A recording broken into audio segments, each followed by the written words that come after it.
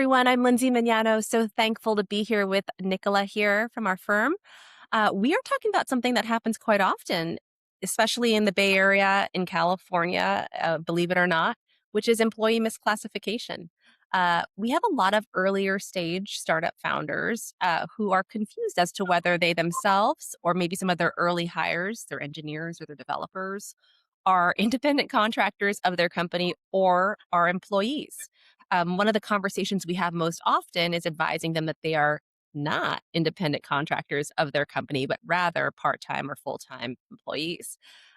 Because Nicola has been at our firm for a while now and has had many of these same conversations herself with our early stage startup founders, I'm going to turn it over to her so she can talk a little bit more about this topic. Yeah, absolutely.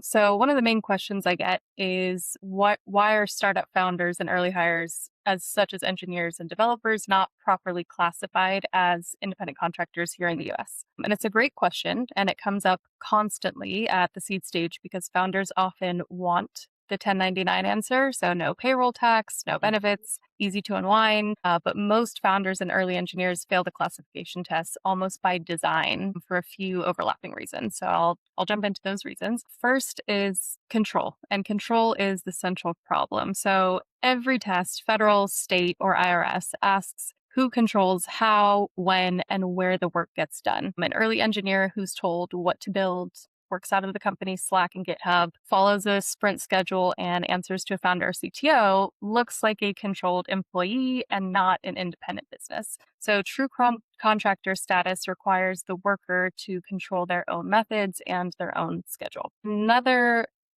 overlapping reason is economic dependence. So, courts and agencies ask whether the person is in business for themselves. So, that could mean juggling multiple clients, marketing their services, bearing the risk of profit or loss, or whether they're economically dependent on one company for their livelihood. So, an engineer working full time exclusively for one startup with no other clients fails that test almost automatically. Another point to look out for is integration into the core business. And if the company's product is software, which, is most of our clients here at MLG, the contractor is the person writing that software and their work isn't peripheral. So it's the business itself. And several tests, including the federal economic reality test, weigh heavily against contractor status when the work is integral to, rather than separable from the hiring company's core operations. And then I would say, lastly, what I want to touch on is labeling does not control the outcome. So, calling someone a consultant in an agreement or having them invoice through an LLC doesn't change the legal analysis, unfortunately. And agencies and courts look at the actual working relationship rather than the paperwork.